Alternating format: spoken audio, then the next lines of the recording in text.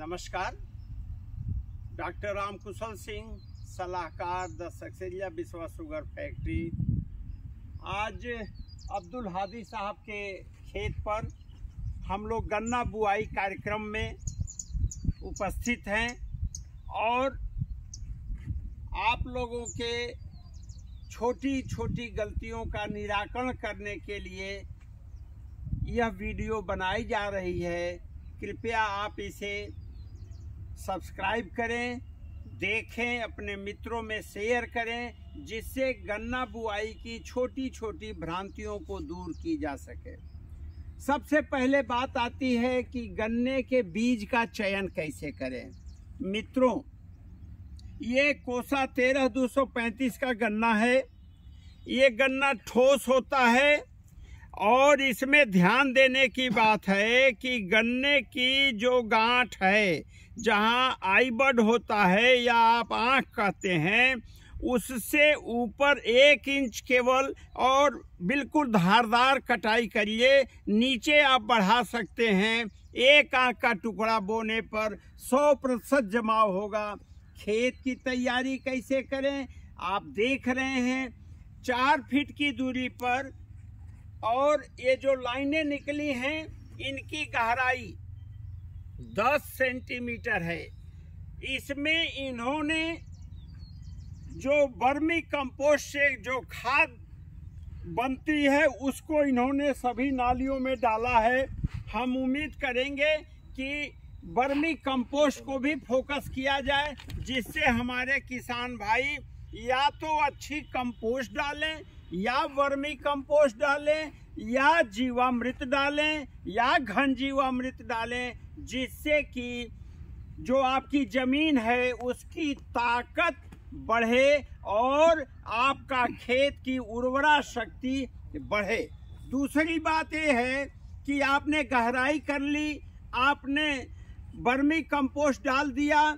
ये जो बीज का आपने चयन किया है, इसे ट्राइकोडर्मा में अथवा जीवामृत में आप कम से कम 8 घंटा डुबा दें, जिससे कि चाहे गड्ढा खोद के मोमिया लगा करके पानी भर के उसमें डालें अथवा आप किसी टैंक में डालें। मेरा उद्देश्य है कि आपके गन्ने के दोनों कटे सतह पर ट्राइकोडर्मा या जीवामृत आ जाए और इससे आपका गन्ना का जमाव बहुत अच्छा होगा और इस गन्ने को कोई कीड़ा या कोई बीमारी नुकसान नहीं पहुंचा सकता है। आगे आपको इस गन्ने को आप 1-1 फीट पर रखिए। बीच में आप 1-1 फीट पर गन्ने को रखिए। रखने के बाद आप इसके ऊपर केवल इतनी सी मिट्टी, मतलब 2 सेंटीमीटर से ज्यादा मिट्टी न डालें, ताकि आपका गन्ना 6 से 8 दिन में जम जाए। ये बिस्वा चीनी मिल क्षेत्र में गुरेरा पकरिया के खमरिया गांव में जो हमारे अब्दुल हादी साहब हैं, बहुत ही प्रगतिशील कृषक हैं। इनके वहाँ केचुआ की भरमार है। ये जैविक खेती करते हैं, उन्नतशील खेती करते हैं और इसके बीच में जो ये है, मेरा अपना आप लोगों से अनुरोध है कि भाई मसूर बोइए।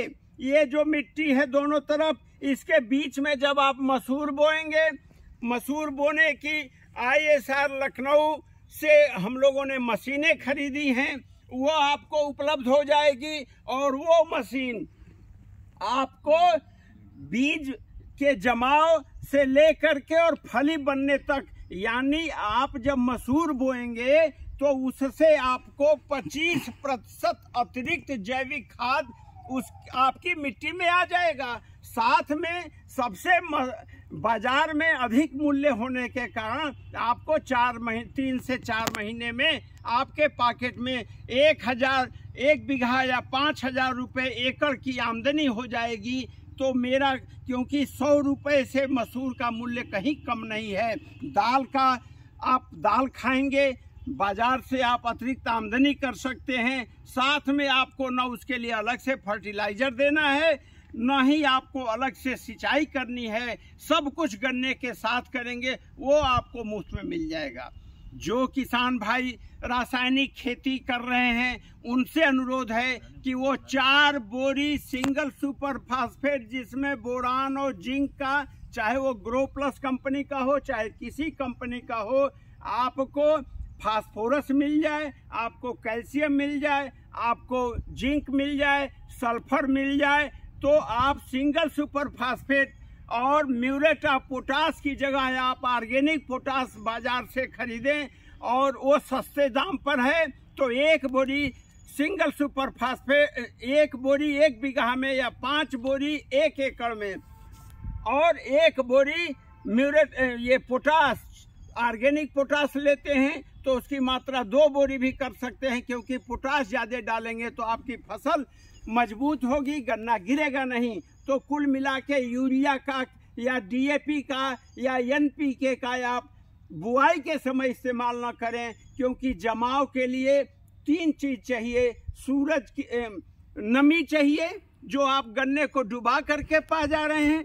खेत तैयार है, खेत में 65% मृदा की सॉइल मॉइस्चर है, और आपका मिट्टी कम डालें, ढकेंगे 2 सेंटीमीटर ढकेंगे, आपका गन्ना जम जाएगा। और अंत में मुझे ये कहना है कि जब तक गन्ने का जमाव न हो जाए, जब तक उसका ब्यात न शुरू हो, तब तक आप यूरिया, नाइट्रोजन या कोई भी रासायनिक खाद का प्रयोग न करें। धन्यवाद। जय हिंद।